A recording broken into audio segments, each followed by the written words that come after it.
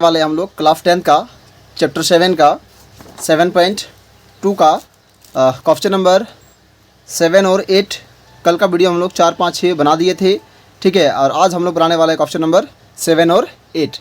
अगर आप लोग कल का वीडियो को नहीं देखे हैं तो इस वीडियो के डिस्क्रिप्शन में लिंक इस वीडियो के डिस्क्रिप्शन में लिंक दे देंगे, आप लोग उसको एक बार जाके देख लीजिएगा। तो ठीक है, हम लोग चलिए वीडियो को स्टार्ट करते हैं और क्वेश्चन नंबर 7 को बनाने का प्रयास करते हैं। कहता है बिंदु ए का निर्देशांक ज्ञात कीजिए जहां ए बी एक वृत्त का व्यास है जिसका केंद्र 2, तथा बी का निर्देशांक 1, 4 है। ध्यान दीजिएगा, कहता है बिंदु ए का निर्देशांक ज्ञात करना, ठीक है, जहां ए बी क्या है, वृत्त का आपका व्यास है। तो इसको पहले हम लोग चित्र के माध्यम से समझने का प्रयास। तो सबसे पहले जो है हमको दिया गया है कि बिंदु ए का निर्देशांक ज्ञात कीजिए और ए बी एक वृत्त का व्यास है, ठीक है। तो सबसे पहले हम क्या करते हैं, यहाँ पे एक वृत्त बनाते हैं।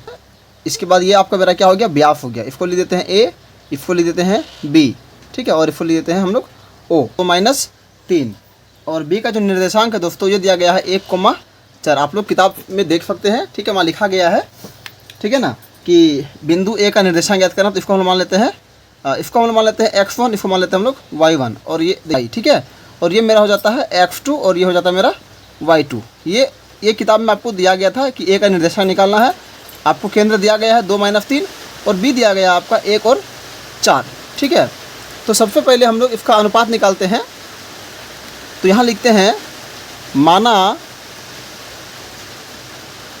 अनुपात बराबर, देखिए क्योंकि ये मेरा एक वृत्त है और वृत्त का जो त्रिज्या होता है दोस्तों, यहाँ जितना भी होगा यहाँ पर भी उतना ही होगा, है कि नहीं है। तो क्योंकि यहाँ पे एक वृत्त का व्यास दिया गया था इसलिए इस त्रिज्या को हम लोग मान लेते हैं 1 और इसको भी मान लेंगे 1। क्योंकि अगर ये 10 होता है तो ये भी 10 होगा, तो 10/10 अगर कटेगा तो कितना चला आएगा, 1/1। इसलिए इसका अनुपात हो जाएगा 1/1, ठीक है। यानी कि ये हो गया मेरा m और ये हो जाएगा मेरा n। हमको निकालने के लिए बोला है ए का निर्देशांक, मतलब x और y निकालने के लिए बोला है। x बराबर mx2 प्लस nx1 बटे का m प्लस n। हमको x मालूम है 2 है, ठीक है। 2 बराबर m हो गया मेरा 1 और x2 मेरा हो गया 1 प्लस n हो गया 1 और x1 मेरा नहीं जानते हैं तो इसको लेते हैं x1 बटे का हो गया 1 + 1, कुछ नहीं तो यहाँ नीचे देते हैं हम लोग 1। ये हो गया 2/1 बराबर 1 प्लस ये हो जाएगा x1, क्योंकि हमको a निकालना है तो x1 और y1 नहीं निकालना है, ठीक है। ये हो जाएगा 2। तो यहाँ करते हैं हम लोग कोना गुना करेंगे तो हो जाएगा 1 + x1 बराबर 4, यानी कि x1 बराबर 4 - 1, ये चल जाएगा माइनस हो जाएगा। तो x1 मेरा चला आएगा, ठीक है, x1 चला आएगा मेरा 3 और ये मेरा हो गया एक आंसर निकल गया। इसी तरह से हम लोग y बराबर एक फार्मूला बैठाते हैं। y बराबर होता है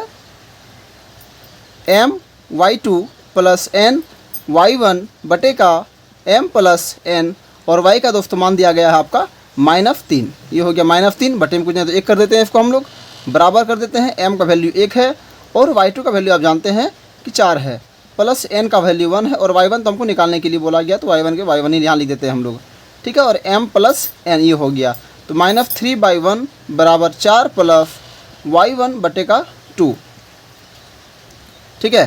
तो यहाँ कर देते हैं 4 + y1, क्योंकि बराबर में कोना कोनी गुना हो जाएगा, 4 से गुना के 4 और y1 तो y1 बराबर ये हो जाएगा -6। y1 बराबर -6, ठीक है। ये प्लस इधर गया तो -4 हो जाएगा, यानी कि y1 बराबर हो गया आपका -10। तो दोस्तों आपका जो है एक आंसर यहाँ पे हो जाता है और एक आंसर यहाँ पे हो जाता है।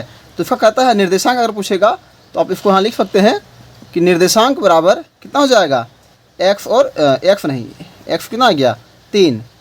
तो निर्देशांक आप लिख सकते हैं इसका 3, -10। ये आपका हो गया क्वेश्चन नंबर 8 को।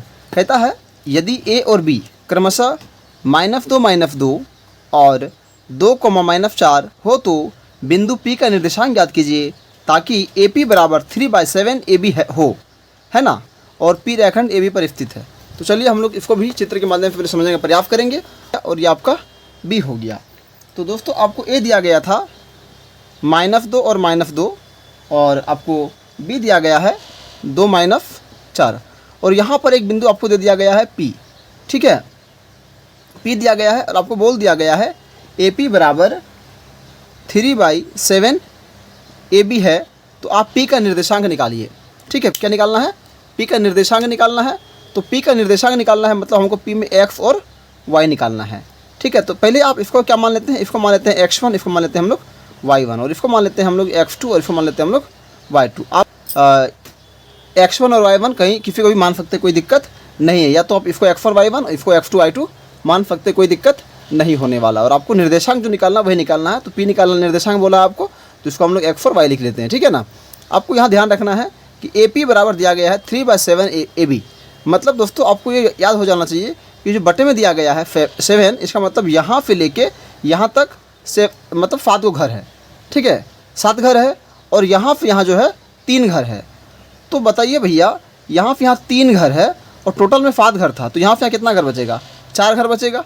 तो हम कह सकते हैं कि AP बटे PB बराबर मेरा यहाँ 3 आ गया, और ये आ जाएगा मेरा कितना, ये चले आएगा मेरा 4। तो इसी को हम मान लेते हैं हम लोग अनुपात M अनुपात N। मतलब ये हो गया मेरा 3 घर और इधर मेरा हो गया 4 घर। ठीक है, अब बाकी हम लोग सवाल को अपने से आराम से निकाल सकते हैं उसी फार्मूला से, जिस फार्मूला से भी हम लोग सवाल बना रहे हैं। तो यहाँ पे हम लोग लिखते हैं x बराबर m x2 plus n x1 बटे का हो गया m प्लस n। और आप लोग को ये फार्मूला याद हो जाना चाहिए, तभी आपको एग्जाम में 3 नंबर मिलेगा। ठीक है, क्योंकि हमको यहाँ x का वैल्यू पता नहीं है, तो x निकालने बोला है, x का x लिख दिए, और m मेरा हो गया यहाँ पे अभी देखिए 3, और x2 मेरा हो गया यहाँ से 2, प्लस n मेरा हो गया 4, और x1 मेरा हो गया दोस्तों -2, बटे में हो गया 3 + 4।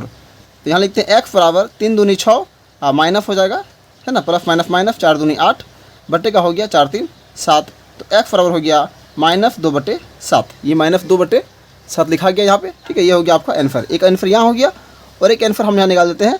y बराबर फार्मूला जानते हैं आप लोग, my2 + ny1 बटे का हो गया m + n।